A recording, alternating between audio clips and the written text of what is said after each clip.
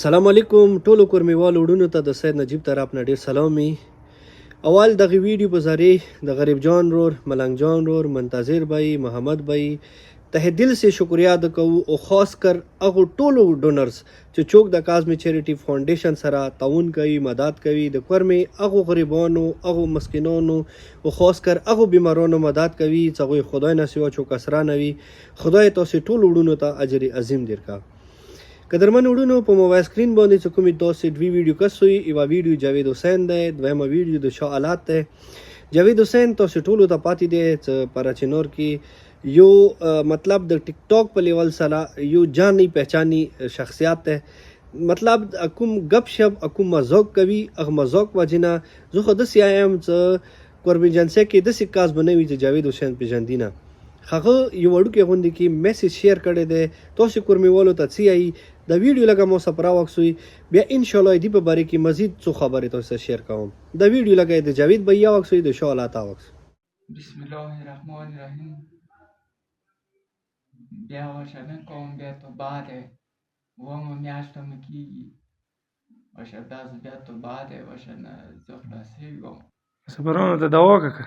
مسافران خدای کامیاب کړه. زه مو دوا درته کوو. مو دې ته دوا کوو.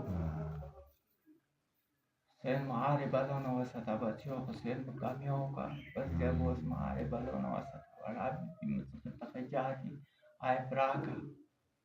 ته وایه ما ملک صاحب ته. سلام علیکم مسافرانو وروڼو، سلام علیکم.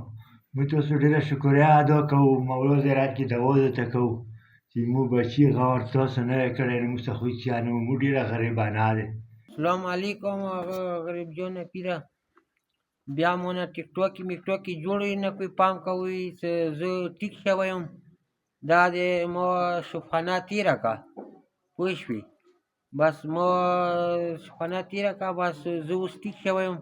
بیا ټیک ټاک یې زه نه منوم چې بیا مې رانه جوړې کړي دي که نه، بیا به والا داسې وینو لښتی به دنه وبهوي. بیا نجی وروڼو تاسو به د جاوید بھائی او د شاه آلات ورور څه کومې خبرې تاسو به اورېدلې وي.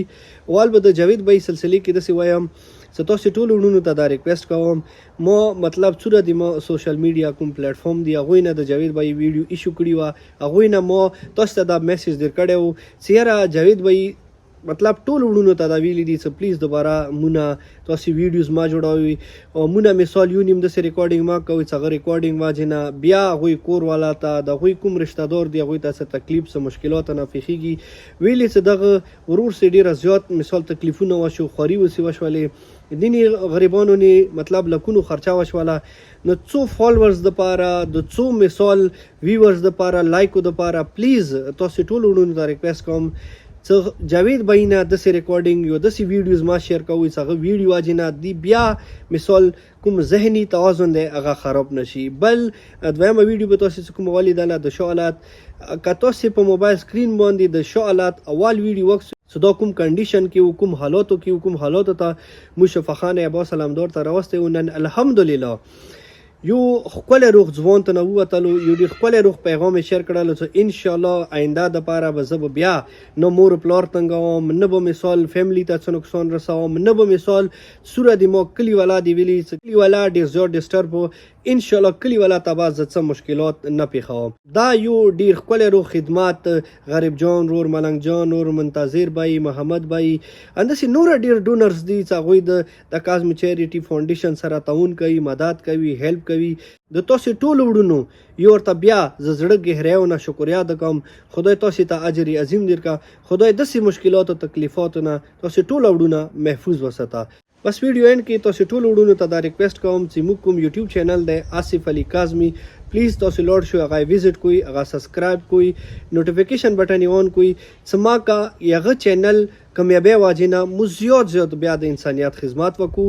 او تاسو ټول وروڼو ته دا ریکویسټ کوم چې څوک د مو پیج باندې نه وي پلیز مو پیج فالو کوئ، د مو ویډیو شیر کوئ چې تاسو شیر کولی واجې نه ما کا مو زیات د انسانیت خدمات کوو، زیات د غریبانو د یتیمانو بر وخت علاجونه کوو چې ما کا د انسانیت کوم خدمات دا جاری وسري وي. نو ډیره مننه کوم هغه ټول وروڼو چې څوک د کازمی چیریټي فاونډیشن سپورټ کوي. مو سید نجیب طرف کی اجازت مهرباني.